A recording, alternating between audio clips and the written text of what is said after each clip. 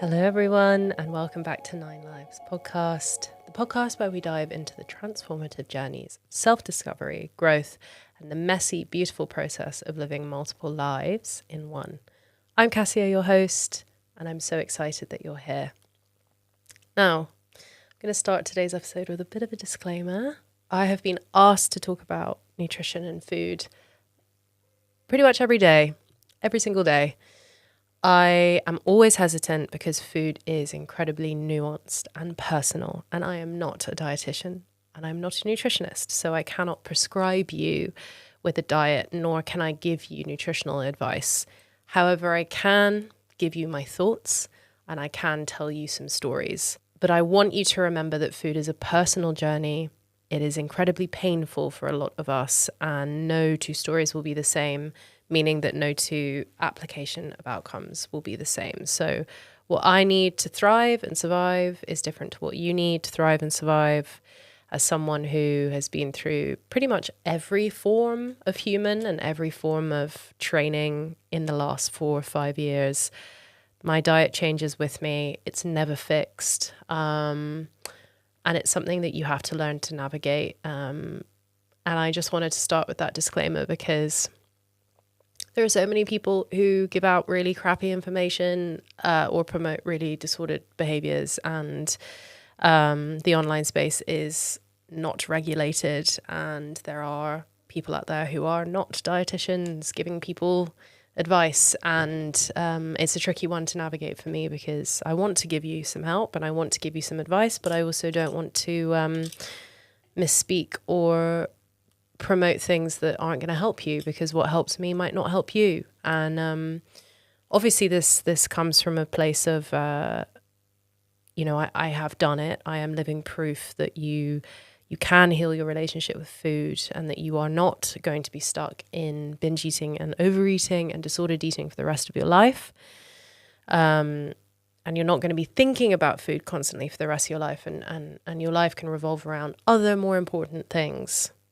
But that's just one story, and I'm going to tell you a little bit more about my story with food, a little bit more of where I'm at with my diet at the moment, and what things that I do and things that I like. But I'll say it till I'm blue in the face. We all need different things, and we all have different stories when it comes to food. So if at any point this podcast makes you feel uncomfortable or you hear something that you don't like, please just remember that.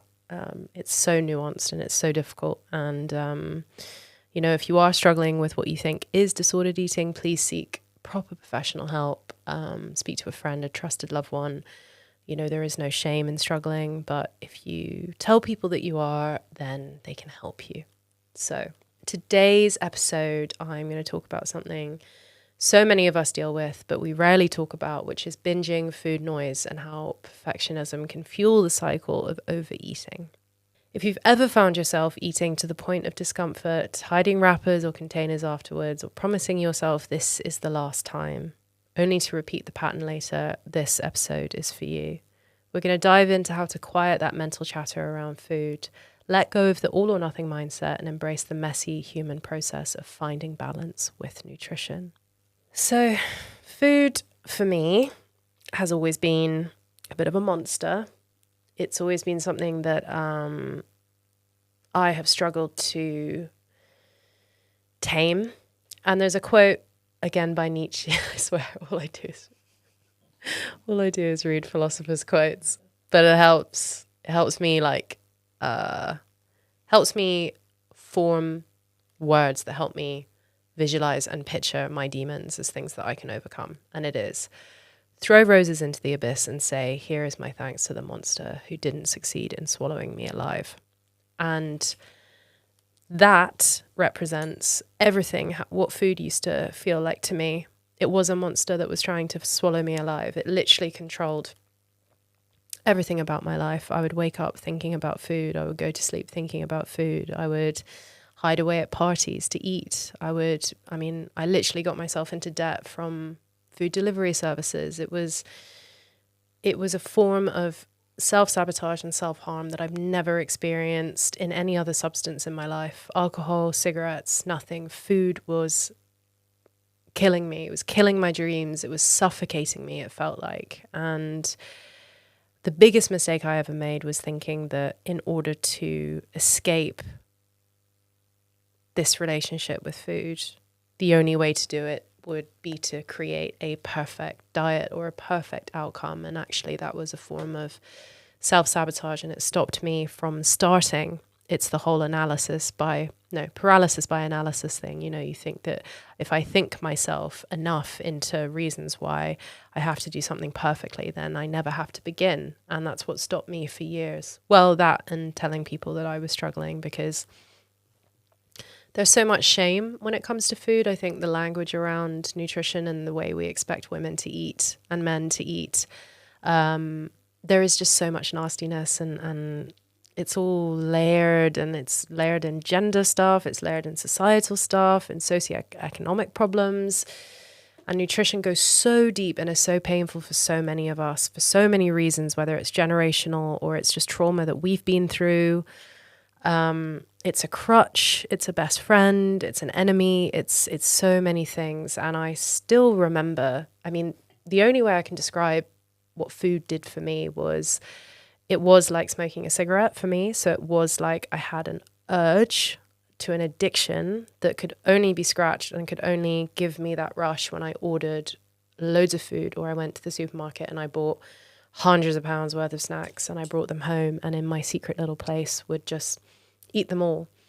And I knew what I was doing was compulsive, and I knew it was damaging, but I could not stop. I could not stop on my own. I didn't know how. And I think it's the perpetual cycle of feeling like I was missing out on everything in my life because I was so teased for being overweight and felt so out of place and out of sorts and like I didn't belong, that I would punish myself with more food. And so I was perpetuating the cycle of gaining more and more weight. And of course, in this era of body acceptance and body neutrality, there is nothing wrong with being overweight, but the way that you are perceived when you are overweight, especially as a teenage girl, can be incredibly hard. And that's when my issues with food began and spiraled into my early 20s. Food was a tool for me to escape. It made me feel like I had something going for myself when everything else was failing. I could turn to Deliveroo or Uber Eats or whatever it was that day that I wanted, along with alcohol, to kind of seek some sort of blanket or cushioning from a world that I felt that I didn't belong in and I didn't want to be a part of. And I remember, much like when I stopped brushing my teeth, I remember thinking, when you are struggling with suicidal thoughts, it doesn't matter what I eat because I'm not going to be here in a few years and I'm not going to be here in a few months. So who gives a hell? I'm just going to order more Pizza Hut and sit here and eat it all. Like that. Sorry to be maudlin, but that is how dark it gets for people. And it's a really, if I think back to the flat I lived in as well, it was just covered in food. It's just really, it's hard to think about. And the reason why I wanted to start with painting that picture is because I hope you can see now that there are ways out of that kind of situation. And, not only can you heal your relationship with food, but you can also become everything you thought you never could become. Like, I'm an endurance athlete, amateur athlete. But that's mad. Do you know how far away I felt from that when I was sat out of control, surrounded by food? Just a different life entirely. And actually, I've said this, I think in my book or maybe in another episode, I can't remember, but something I used to do was I would watch ultra endurance documentaries when I was binging, when I was having a binge episode. So I'd watch like Cocodona 250 or Badwater or UTMB, and I'd watch these people have these adventures, runners, while in this cycle of destruction, because something about watching them move through landscape and seeing them go on this adventure just felt like such escapism for me. But it was so far away from my reality, so far away. I mean, I didn't want to walk to the post office. I wouldn't walk to the post office. So the fact that now I'm on track for UTMB is actually a bit mad, and I'm not going to cry, but it is sweet to think about my past self like 4 years ago in that flat, surrounded by all that food and bottles, watching UTMB documentaries. Imagine if I could go back and like show her this and be like, actually, you might do it next year. Like, that's crazy. That's crazy. And it goes to show how much little habits add up, and not big habits. You don't need big changes. You need little changes over time. But I wanted to start by talking about food noise, which I think is something a lot of us experience and don't quite know how to break free of, or you might not know what food noise is. I think there's been a lot of talk about it recently with certain new drugs that I won't give an opinion on or discuss, because I think you can probably guess where I stand on them, because I'm a very holistic, and I think that moving through nature is all the drugs you need. So I'll just leave it there. But right, what is food noise and how does that connect to overeating? Food noise is that constant mental chatter about food. What am I going to eat? Should I eat this? I can't believe I've eaten that much. I'm starting over tomorrow. It can take over your thoughts, especially when you're stressed, bored, or feeling out of control. For many people, food noise fuels cycles of overeating. You might have had a moment like this. You're sitting at home after a long day, feeling emotionally drained or just restless. You reach for something to snack on, maybe like crisps or cookies, whatever is nearby. One bite turns into 2 and then 10, and suddenly you're at the bottom of the bag. Afterwards, this is where the guilt and shame can creep in. Why can't I control myself? Why do I always do this? This guilt often leads to promises of, I'm going to start over tomorrow, sometimes with restrictive rules like skipping meals or cutting out entire food groups. But here's the thing. Restriction often leads to more overeating. When you tell yourself you can't have something, your brain fixates on it even more, creating a cycle of deprivation and overindulgence. It's like if I say to you right now, don't think about the color purple. What's the first thing that comes in your head? Purple. And that was a huge thing for me. So that's the perfectionist trap and the all or nothing cycle that I used to fall into. Was I'd go mad, I'd go ham, I'd have a really bad week with food, really bad week. And I mean, I tried to start my fitness journey 150 times. But I'd have a really bad week, and it would always fuel either some silly juice cleanse or some restriction in some way where I thought, this is it. This is the magic pill. If I spend 50 quid on my credit card on this, it's going to fix everything. I'm going to be the runner that I want to be. I'm going to be the human being that I want to be. But all it did was create another binge cycle, because I was restricting everything I loved. And I love food. You know, I'll also say that, like my family, my mom, my aunt, my grandma were all cooks and chefs. They're, you know, food has been around me in really, really lovely ways.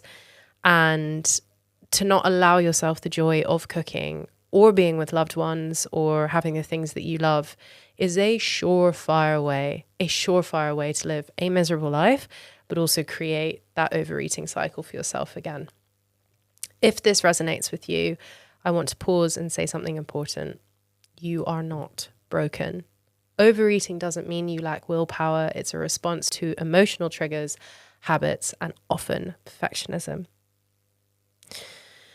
Now, I wanted to talk about how perfectionism plays into overeating. And I know this is maybe not a take that anyone might have heard before, but it's certainly something that I have found through therapy and through working with my doctor to be the root of a lot of why I never began and why I wasn't able to heal.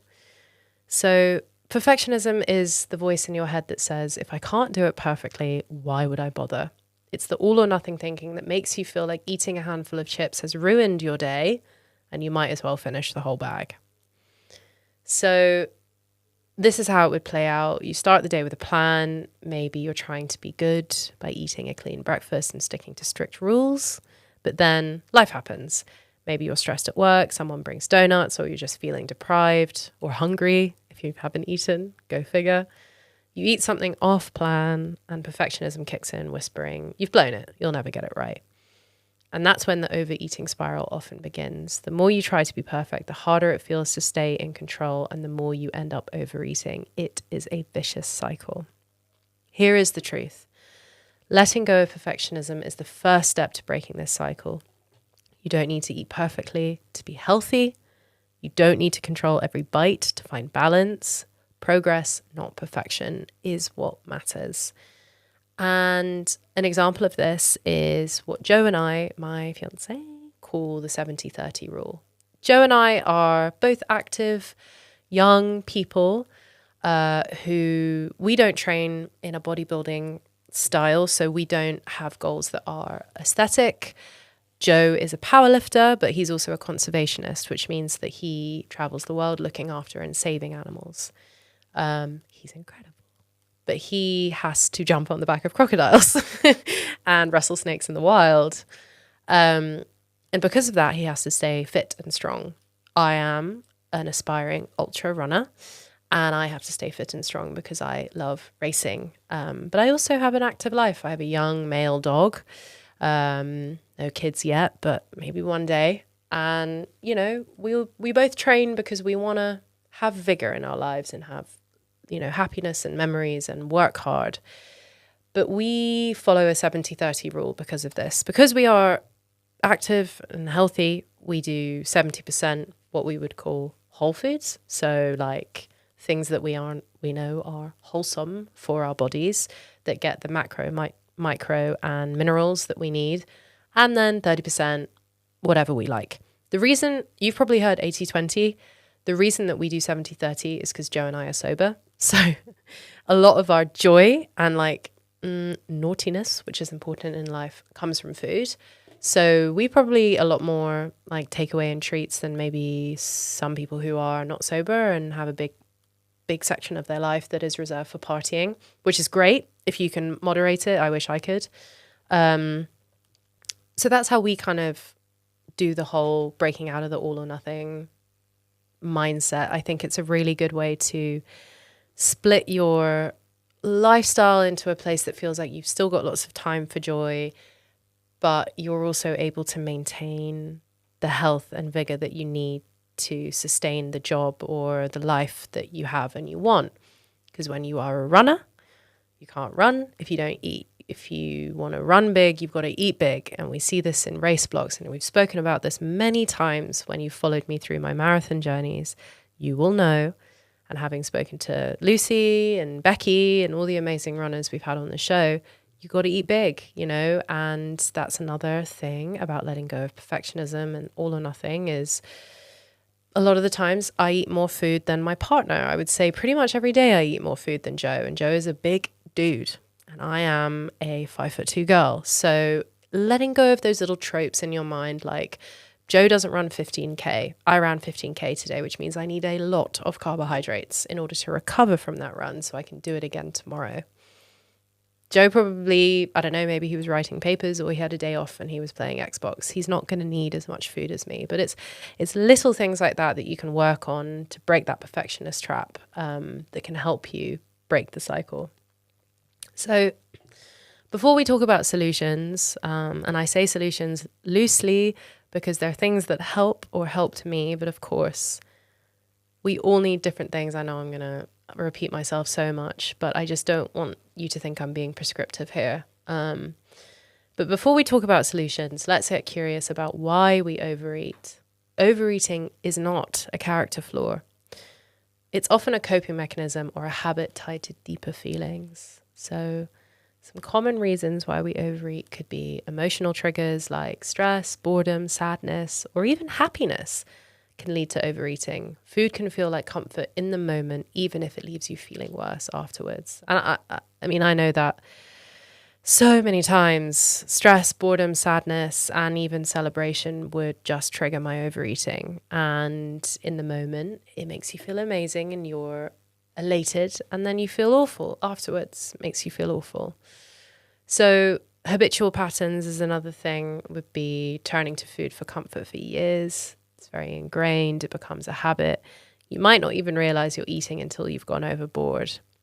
And this is something that you can do in relation to your own shadow work when it comes to trying to recognize your subconscious or unconscious desires and patterns and habits. For example, I would do this thing where my trigger was the clock. I had this clock in my office And I had this weird thing about seeing 4 p.m. and 5 p.m. And it's such a weird thing to say out loud because it's probably like a bit of a compulsion and a bit of a weird thing, but whatever. 4 p.m. meant cigarette, 5 p.m. meant drink. And they were completely subconscious. I did not realize I had made those little habits and triggers for myself. But 4 p.m. would roll around and I'd always have a smoke. And then 5 p.m. would come and I'd always make a vodka tonic or a gin and tonic or a glass of wine. And it was like I didn't know I was doing it. It's like I would wake up at my desk and I would have a drink with me. And before I knew it, I was having another drink, another cigarette. Then I was ordering food and the spiral continues. So weirdly enough, when I was unpacking, like the first time I ever looked at my day, because I went through so many years without even like questioning what I did in a day, I just went through the day and I thought, oh God, okay, I'm looking at the clock and the clock is signaling to me that I'm going to have a smoke, have a drink, and then have loads of food. How strange, but also how fascinating to know that that is a trigger for me. So knowing that that's a habitual pattern was the first step in me realizing that that was something that I could change and I had agency over to change because I'd realized that it was a pattern that was happening.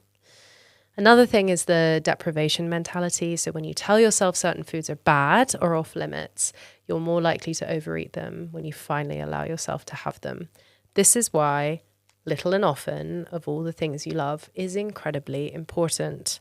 For example, one of my favorite food groups is ice cream, which is not a food group, but it's something, I don't know, I've just always loved ice cream. I've always loved gelato. I think because growing up in Scotland, there's a big Italian Scottish community. So we had amazing gelato I lived in Edinburgh and also in other parts, and there's always amazing gelato places. And I think that's just such a fond memory of my childhood is like Visoki's ice cream, which was the white ice cream, which was not vanilla. It's like just such like a creamy, lovely ice cream. And I remember going with my grandma and my aunt and my uncle and sitting by the sea in Scotland having the ice cream. And it's just my favorite food for so many reasons. And for so long, I felt like in order for me to start this journey, I'd have to never have ice cream again. So that made me miserable. It made me hesitant and resistant to change because I thought, well, I can't have it. And actually, what has helped me stay consistent is having ice cream every night. And I'm not talking about a full-on banana split or, huge amounts. I'm talking 2 bowls of gelato, which is not a lot, by the way. It's not a lot if you're an active person and you have a balanced life. It's something that I love. It's something I look forward to throughout the day. And it's something that anchors me to a little piece of joy in my nutrition that makes it easier for me to get all the other things I need in that are a little bit boring and a little bit same-ish. It means that I don't feel the need to restrict and I don't feel the need to binge and crash out. I know that it's there for me waiting at the end of the day. And that can interchange as well. It doesn't necessarily need to be gelato. Sometimes it could be frozen yogurt. Sometimes it could be a little bit of brownie. It doesn't really matter. But a sweet treat for me, I must have a sweet treat after dinner. I can't not have a sweet treat. I cannot end my day without a sweet treat. So that's a big part of it as well, is not having that deprivation mentality. So another thing is disconnection, which sometimes overeating happens when we're distracted, like watching TV, scrolling on our phones, or eating out of boredom rather than of hunger. The key to breaking free is not rules or restrictions. It's understanding what is driving the behavior and approaching it with compassion. So if you're already struggling, one of the worst things you can do is put more rules and restrictions on yourself. It's probably the worst thing you can do. You've got to approach yourself with compassion and say, I know you're hurting and I know this feels like medicine to you right now. And I know that you're only coping with the tools you have in the moment at the time because you're in pain and you don't want to be in pain anymore. Approaching yourself with that kind of mentality is going to be so much better for starting this journey than putting in more rules, putting in more restrictions and creating more pain for yourself. And I know that a lot of people will find this difficult to understand because it does feel counterintuitive to healing your relationship with binging. Is like, well, what do you mean I can have the foods that trigger me to eat loads of food? And yeah, it's a journey. It it is a lifelong journey. It's one that I am still on. And let me tell you, there are so many times that I have fallen back into bad patterns, that I have relapsed and binged. And I think it's something I'll probably carry with me for the rest of my life. I don't think you ever really fully have a perfect relationship with food. I think anyone who's claiming to is probably lying. There is no such thing as this like cookie cutter wellness, perfect what I eat in a day.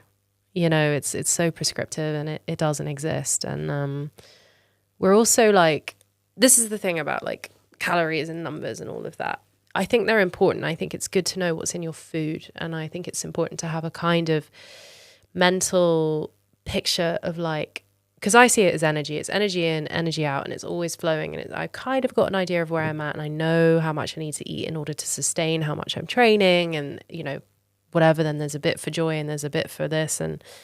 But trying to kind of see yourself as an organic being that has ideas and mistakes and loves and hates, and food is the energy that's feeding all of that, it can be a little bit easier to kind of release control a little bit. I think once we get into this whole being obsessed with what other people are eating or obsessed with other people's kind of routine, you can take away a little bit of the personality of what it is that you like and culturally what it is that you like. I know I've said this before, but food is culture too. And the wellness space is very prescriptive and quite boring. And you don't need to eat like that in order to, go on the journey that you want to go on. But I would say as well that allowing yourself to make mistakes and have bad days with your food and with your diet is a part of having a good diet. Like, there are no weeks where we are perfect. There are weeks, months where, like when I was really, really struggling in 2024, any kind of like normal nutrition went out the window because I was so anxious and panicky that I had the opposite problem, and I was losing my appetite. And that was really difficult. And I had to try and figure that whole thing out. And then it came back in like a big way. And then I was like manically hungry, and man, it's a journey, and it's always linked to your mental health. And I think the more patient you are, like I just knew, I was like, this is going to kind of suck, and I'm not going to find balance for a little bit of time, but I'm just going to let the wave take me, and I'm going to try my hardest to get in what I need, and I'm going to try my hardest to find a little bit of balance afterwards. That's the important part, is that place of compassion for yourself and not that place of pain and perfectionism. Because if I had entered last year with this like, oh, but you have to be perfect, you're this like person who's done this amazing thing and had this transformation and you are perfect, then I don't think you would have ever have heard from me again. So it was allowing that messiness to happen that really saved my relationship with food last year. So how do we quiet the food noise and break the cycle of overeating? These are some steps that can help you. Give yourself permission. So instead of labeling foods as good or bad, allow yourself to enjoy all foods in moderation. When nothing is off limits, the urgency to overeat decreases. And it is that urgency. It's that, and anyone who struggled with what I have, especially with the secret eating, so that was buying food, hiding it, bringing food in my bag to places. It's this strange, it's an addiction. So it's that urgency of like needing to binge, needing to eat in the way I was. And that kind of panic around food that really is so difficult for so many people to have that kind of calm, I don't really think about food. And I think that's the most beautiful part of healing it, is that you don't really think about food that much anymore. You're kind of just like, oh yeah, I should eat, or this is what I like this, I enjoy this, but it's not this constant whirring in your brain. Pause and check in. So before you eat, take a moment to ask yourself, am I physically hungry, or is this emotional? If it's emotional, try addressing the feeling, whether it's boredom, stress, or loneliness, without using food. This was a huge practice for me in therapy. So it was trigger to eat comes along, trigger to binge comes along. Because I spent years repressing my feelings with alcohol and food and relationships, I didn't know how to process them. So I didn't want to feel angry or sad. I wanted to feel full. So I would sit and I would do, I think they call it somatic breathing and placing hands and tapping and loads of woo-woo things that really, really work because they help ground you. But I would have an urge to binge and I would ask myself, I'd place my hand on my chest and I'd ask myself, what are you feeling? What is upsetting you? Like, what is happening for you right now? And it was usually, I'm upset with how I look, or I feel really frustrated that I didn't get the job I wanted, or I had an argument with someone, or I just feel like shit. I don't feel good enough. Okay, sit with the feeling. What is the feeling? The feeling is anger. The feeling is sadness. The feeling is jealousy. The feeling is envy, whatever it is. Sit with the feeling and let the feeling pass through you and come out. And try to work through your emotions in a way that's more mindful rather than always dumbing them down with food, because you have to process your emotions. In order to heal, you have to feel. I know I've said it a lot, but it's so true. And it's the only way that people with addictions can try to overcome their triggers, is allowing those feelings, as painful as they are and as horrible as they are, and as much as we don't want to remember the bad things and we don't want to have them make us feel like crap, you don't deserve to damage yourself with any kind of substance. You're worth so much more than that. And that could start with just simply asking, what are you feeling? So eating mindfully, which is slowing down and savoring each bite. Notice the flavors, textures, and how your body feels. Eating mindfully helps you stay connected to your hunger and fullness cues. This is a big one. It's a big one. It's how you eat. It's where you eat. It's who you eat with. For example, Joe and I don't eat dinner in front of the TV. We don't have our phones with us. We eat at the dining table and we connect with each other. And I love cooking, and I cook pretty much every night. And we sit down, set the table, and we have, half an hour, 45 minutes of conversating with each other, of connecting with each other, but also connecting with the food that I've made. My favorite time of the day is cooking, because I know when it gets to like 7:30, I can clock off work and I can stand behind my kitchen. I can listen to Action Bronson or whatever it is I'm vibing with, and I can have my alcohol-free wine, can light some incense, I can cook my delicious meal for my lovely, lovely partner.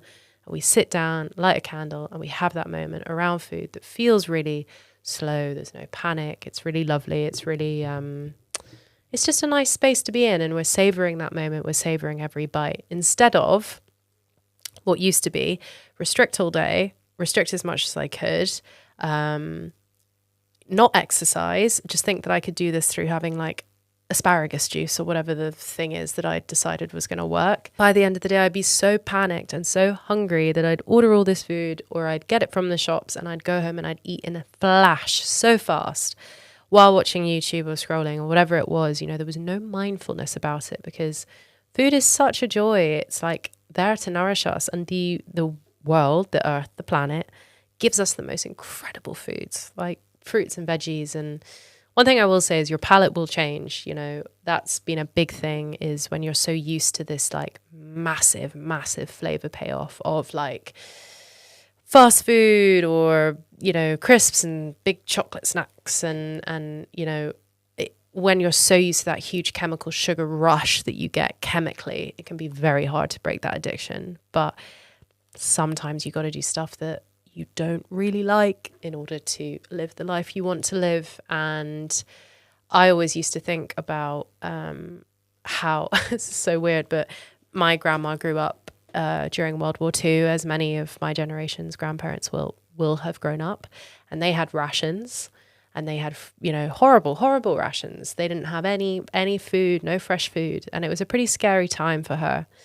And then I used to think about myself living in this time of such abundance and such overconsumption. And I thought, if my grandma can survive off gross rations during a war, I can eat some broccoli.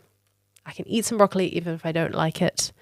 And I can try my hardest to adjust my palate. And I know it's easier said than done. And when you're in the trenches, quite literally, of food addiction and trauma and mental health struggles, it isn't just as easy as eating broccoli. I really don't want to blanket over that. I know it took years for me. to unpack. But though that was a thought that did help me, I just thought, this is hard and it's okay that it's hard, but I'm still going to try. And after a while, you don't have to try. It's just automatic. When you go to the supermarket, you do pick the thing that's going to serve your future best. And you get a little Tony's chocolate as well. And it's in that balance that life, is very, very fruitful. So probably the most important one is embracing imperfection. Overeating will always happen. It's Christmas. Well, when I'm recording this, it's Christmas. Overeating is abundant. Instead of spiraling into guilt, remind yourself that it's just one moment in a much larger journey. Progress, not perfection, is the goal. Finding other coping tools or coping mechanisms. If food has been your go-to for comfort, explore other ways to soothe yourself. This might include journaling, going for a walk, calling a friend. And we've spoken about this, but I really want to dive into habit replacement. Which is a big, big thing in recovering from addiction, which is finding something else. And yes, it doesn't necessarily have to be ultramarathons.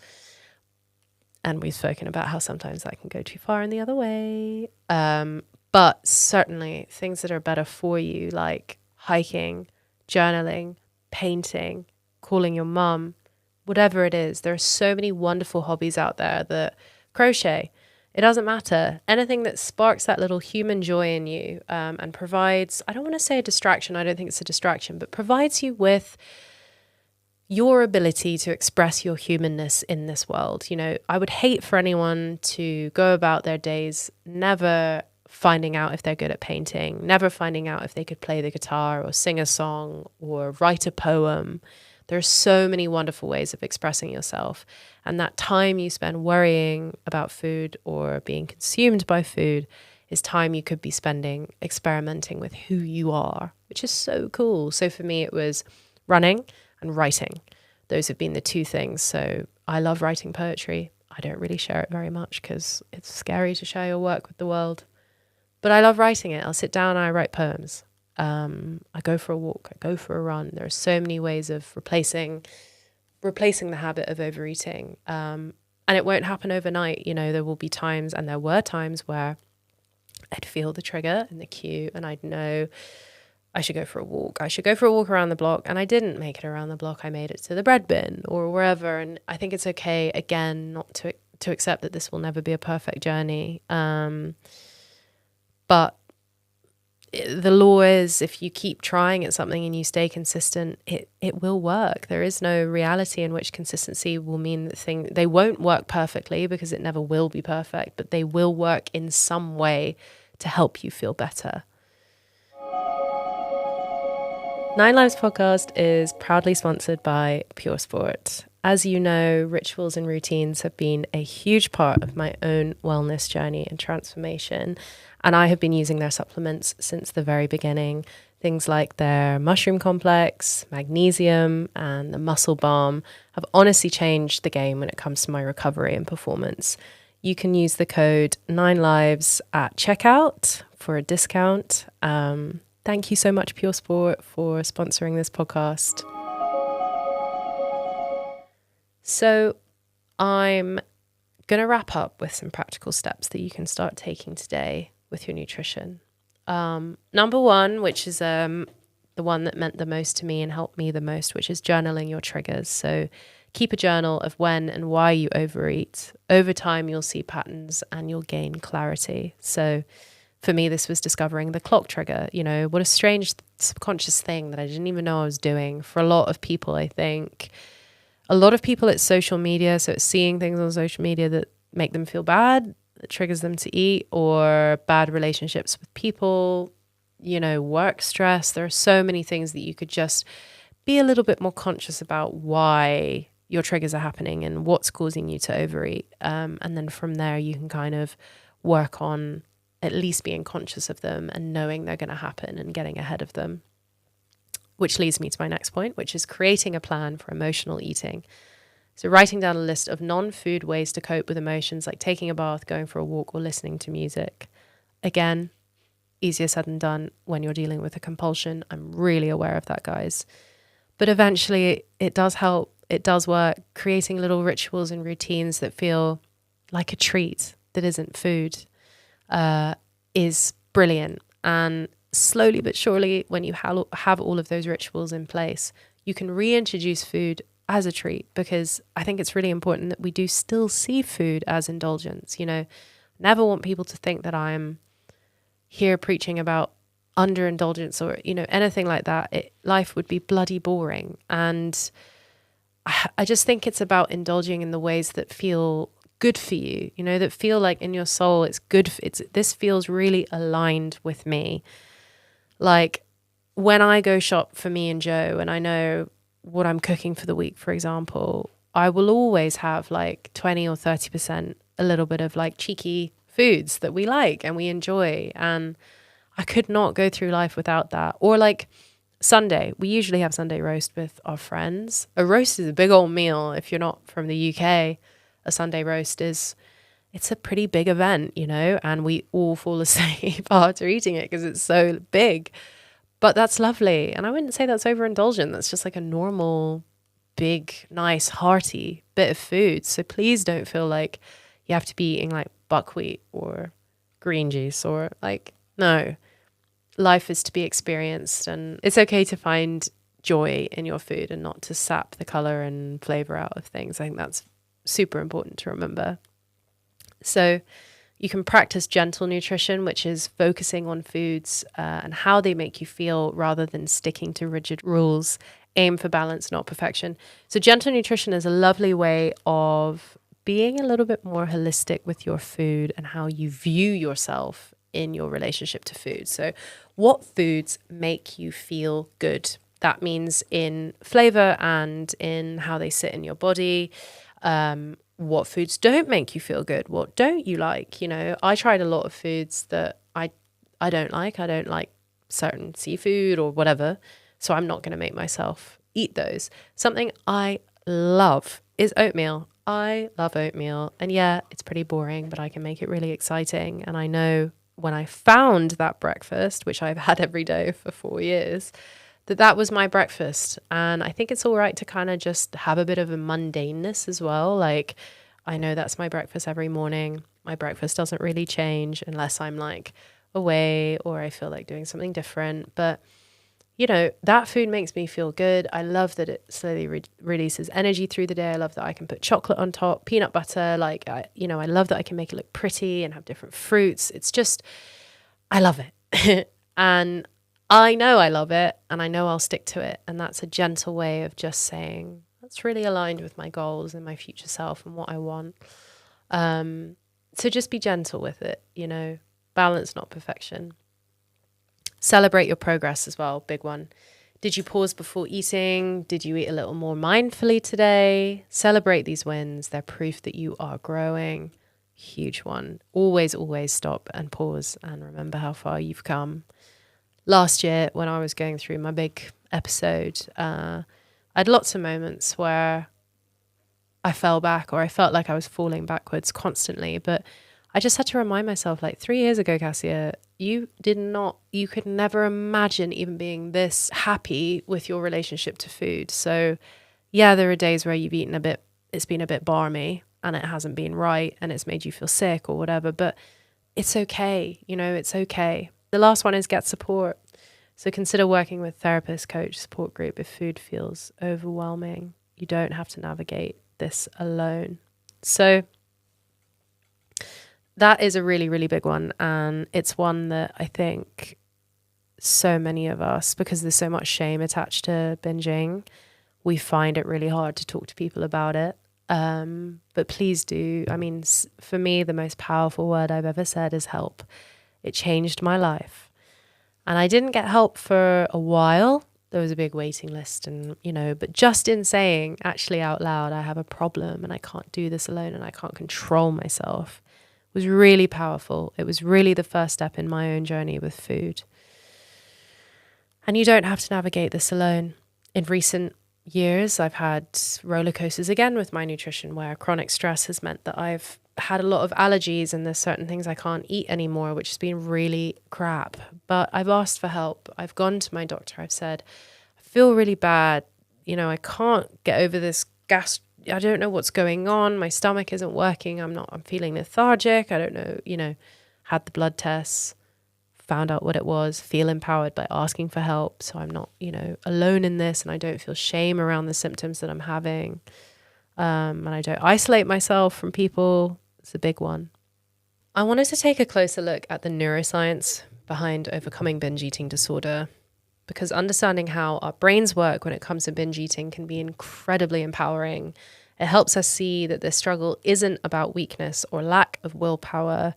It's about patterns in the brain that, while deeply ingrained, can absolutely be changed with time, awareness, and the right tools. So let's start with the basics.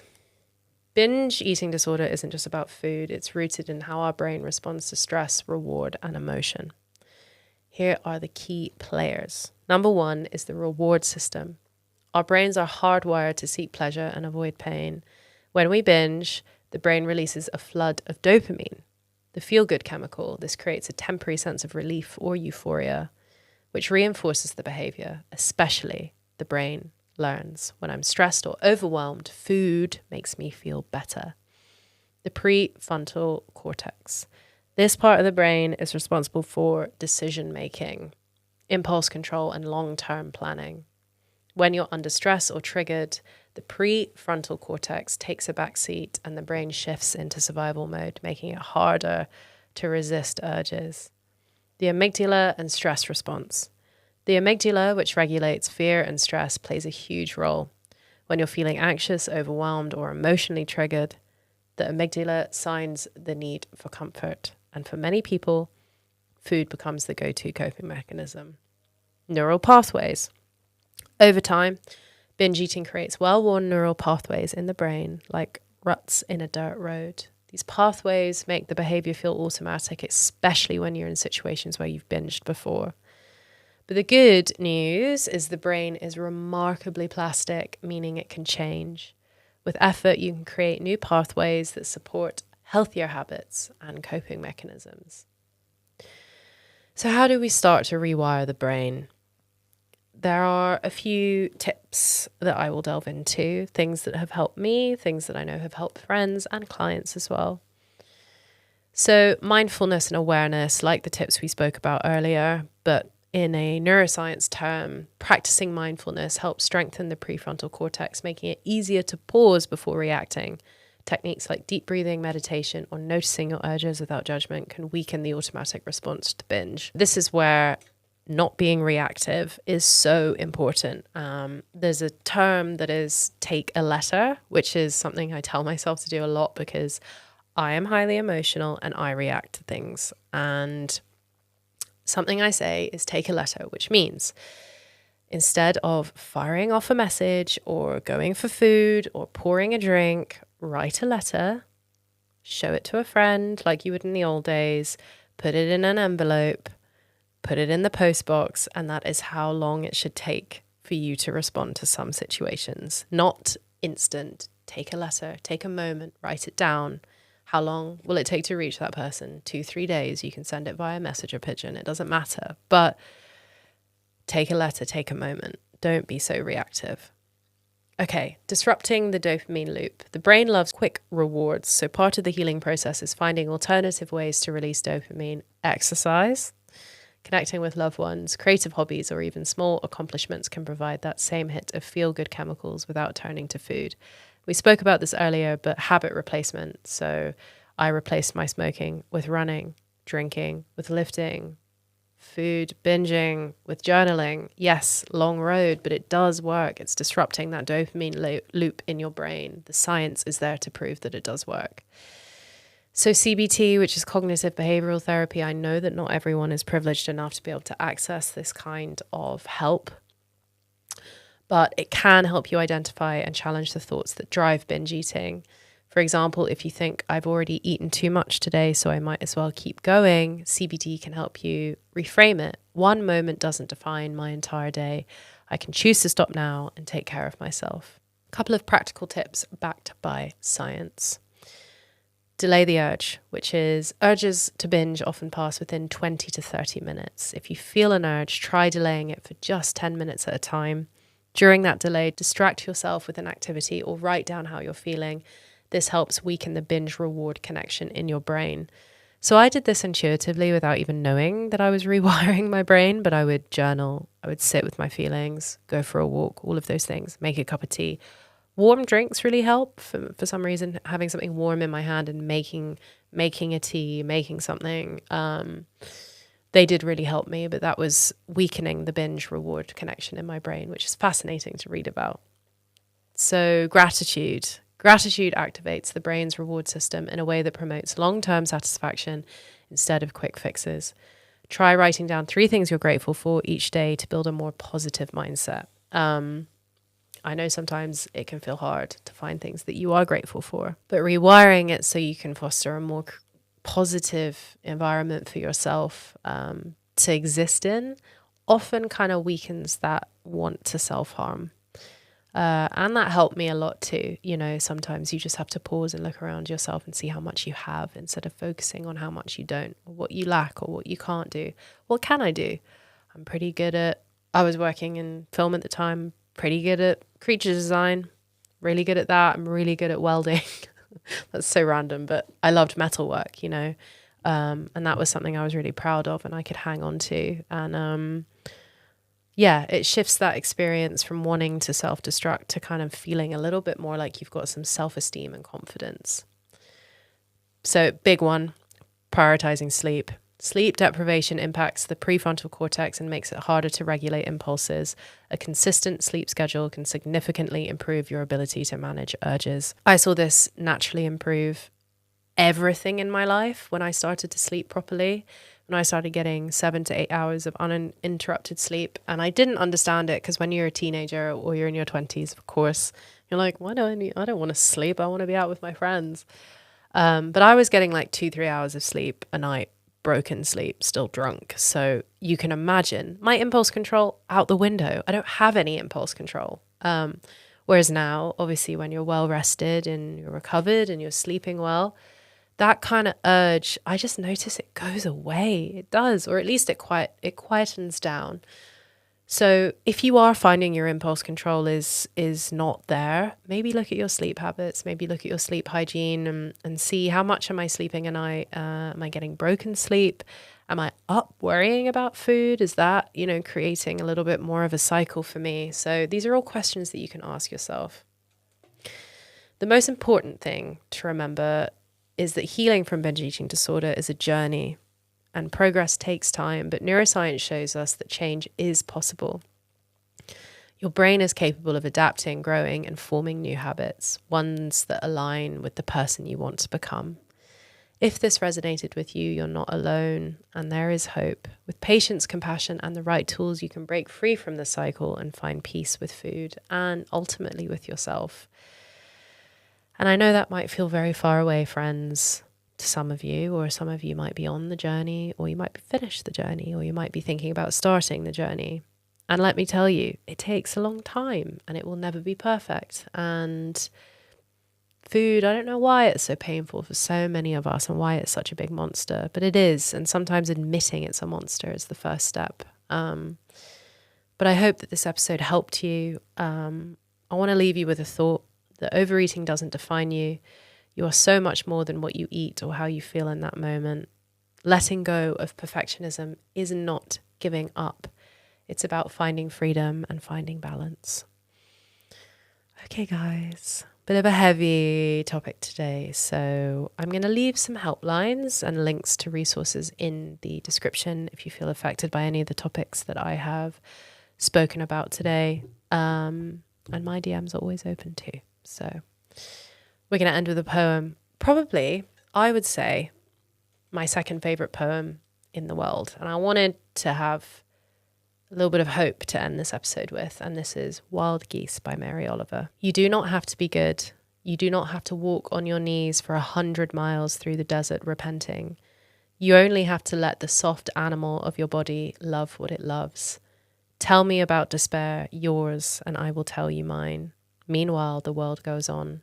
Meanwhile, the sun and the clear pebbles of rain are moving towards the landscapes, over the prairies and the deep trees, the mountains and the rivers. Meanwhile, the wild geese, high in the clean blue air, are heading home again. Whoever you are, no matter how lonely, the world offers itself to your imagination, calls to you like the wild geese, harsh and exciting, over and over announcing your place in the family of things. Oh, we love Mary Oliver. She's just great. So thank you so much for joining me on 9 Lives today. If this episode resonated with you, share it with a friend who might need to hear it. Don't forget to subscribe, YouTube, on Spotify, so you never miss an episode. And until next time, remember, you are worthy of love, care, and peace exactly as you are. Take care, and I'll see you in the next episode.